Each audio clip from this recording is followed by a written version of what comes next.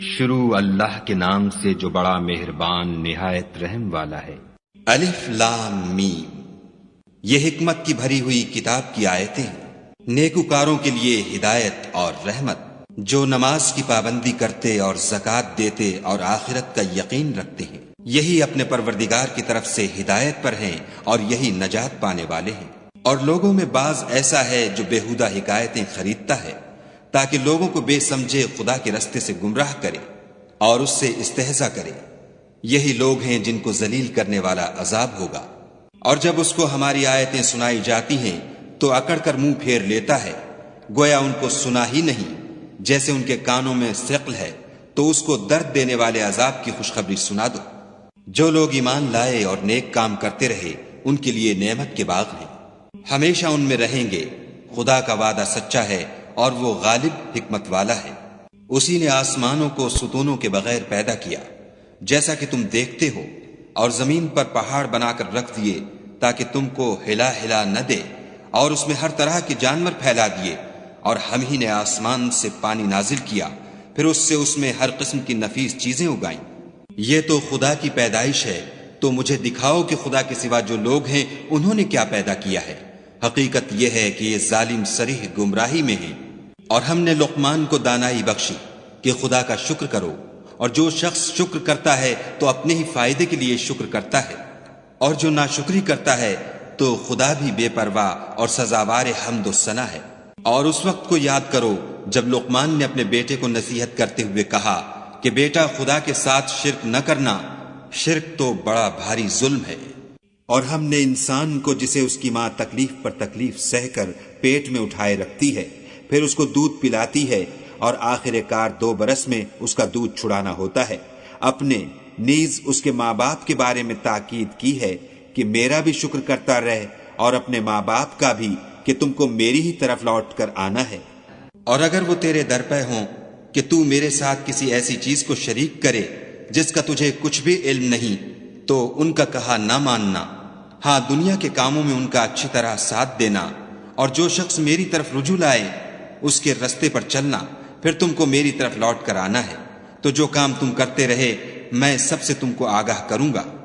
لقمان نے یہ بھی کہا کہ بیٹا اگر کوئی عمل بالفرض رائی کے دانے کے برابر بھی چھوٹا ہو، اور ہو بھی کسی پتھر کے اندر یا آسمانوں میں مخفی ہو یا زمین میں، خدا اس کو قیامت کے دن لاموجود کرے گا۔ کچھ شک نہیں کہ خدا باریک بین اور خبردار ہے۔ بیٹا نماز کی پابندی رکھنا، اور لوگوں کو اچھے کاموں کے کرنے کا امر اور بری باتوں سے منع کرتے رہنا، اور جو مصیبت تجھ پر واقع ہو اس پر صبر کرنا، بے شک یہ بڑی ہمت کے کام ہے۔ اور از راہ غرور لوگوں سے گال نہ پھلانا، اور زمین میں اکڑ کر نہ چلنا کہ خدا کسی اترانے والے خود پسند کو پسند نہیں کرتا۔ اور اپنی چال میں اعتدال کیے رہنا، اور بولتے وقت آواز نیچی رکھنا، کیونکہ اونچی آواز گدھوں کی سی ہے، اور کچھ شک نہیں کہ سب سے بری آواز گدھوں کی ہے۔ کیا تم نے نہیں دیکھا کہ جو کچھ آسمانوں میں اور جو کچھ زمین میں ہے سب کو خدا نے تمہارے قابو میں کر دیا ہے، اور تم پر اپنی ظاہری اور باطنی نعمتیں پوری کر دی ہیں۔ اور بعض لوگ ایسے ہیں کہ خدا کے بارے میں جھگڑتے ہیں، نہ علم رکھتے ہیں اور نہ ہدایت اور نہ کتاب روشن۔ اور جب ان سے کہا جاتا ہے کہ جو کتاب خدا نے نازل فرمائی ہے اس کی پیروی کرو، تو کہتے ہیں کہ ہم تو اسی کی پیروی کریں گے جس پر اپنے باپ دادا کو پایا، بھلا اگرچہ شیطان ان کو دوزخ کے عذاب کی طرف بلاتا ہو تب بھی۔ اور جو شخص اپنے تئیں خدا کا فرما بردار کر دے اور نیکوکار بھی ہو تو اس نے مضبوط دستاویز ہاتھ میں لے لی، اور سب کاموں کا انجام خدا ہی کی طرف ہے۔ اور جو کفر کرے تو اس کا کفر تمہیں غمناک نہ کر دے، ان کو ہماری طرف لوٹ کر آنا ہے، پھر جو کام وہ کیا کرتے تھے ہم ان کو جتا دیں گے۔ بے شک خدا دلوں کی باتوں سے واقف ہے۔ ہم ان کو تھوڑا سا فائدہ پہنچائیں گے، پھر عذاب شدید کی طرف مجبور کر کے لے جائیں گے۔ اور اگر تم ان سے پوچھو کہ آسمانوں اور زمین کو کس نے پیدا کیا، تو بول اٹھیں گے کہ خدا نے۔ کہہ دو کہ خدا کا شکر ہے، لیکن ان میں اکثر سمجھ نہیں رکھتے۔ جو کچھ آسمانوں اور زمین میں ہے سب خدا ہی کا ہے، بے شک خدا بے پرواہ اور سزاوار حمد و ثنا ہے۔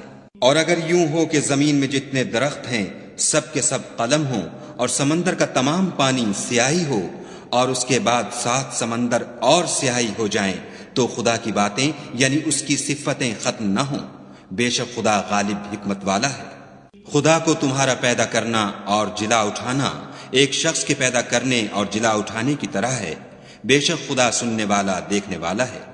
کیا تم نے نہیں دیکھا کہ خدا ہی رات کو دن میں داخل کرتا ہے اور وہی دن کو رات میں داخل کرتا ہے، اور اسی نے سورج اور چاند کو تمہارے زیر فرمان کر رکھا ہے، ہر ایک ایک وقت مقرر تک چل رہا ہے، اور یہ کہ خدا تمہارے سب اعمال سے خبردار ہے۔ یہ اس لیے کہ خدا کی ذات برحق ہے، اور جن کو یہ لوگ خدا کے سوا پکارتے ہیں وہ لغو ہیں، اور یہ کہ خدا ہی عالی رتبہ اور گرامی قدر ہے۔ کیا تم نے نہیں دیکھا کہ خدا ہی کی مہربانی سے کشتیاں دریا میں چلتی ہیں تاکہ وہ تم کو اپنی کچھ نشانیاں دکھائے؟ بے شک اس میں ہر صبر کرنے والے اور شکر کرنے والے کے لیے نشانیاں ہیں۔ اور جب ان پر دریا کی لہریں سائبانوں کی طرح چھا جاتی ہیں تو خدا کو پکارنے اور خالص اس کی عبادت کرنے لگتے ہیں۔ پھر جب وہ ان کو نجات دے کر خشکی پر پہنچا دیتا ہے تو بعض ہی انصاف پر قائم رہتے ہیں، اور ہماری نشانیوں سے وہی انکار کرتے ہیں جو عہد شکن اور ناشکرے ہیں۔ لوگوں اپنے پروردگار سے ڈرو اور اس دن کا خوف کرو کہ نہ تو باپ اپنے بیٹے کے کچھ کام آئے اور نہ بیٹا باپ کے کچھ کام آ سکے۔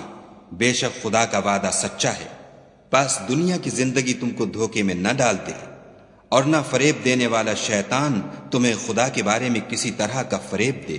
خدا ہی کو قیامت کا علم ہے، اور وہی مے برساتا ہے، اور وہی حاملہ کے پیٹ کی چیزوں کو جانتا ہے کہ نر ہے یا مادہ، اور کوئی شخص نہیں جانتا کہ وہ کل کیا کام کرے گا، اور کوئی متنفس نہیں جانتا کہ کس سرزمین میں اسے موت آئے گی۔ بے شک خدا ہی جاننے والا اور خبردار ہے۔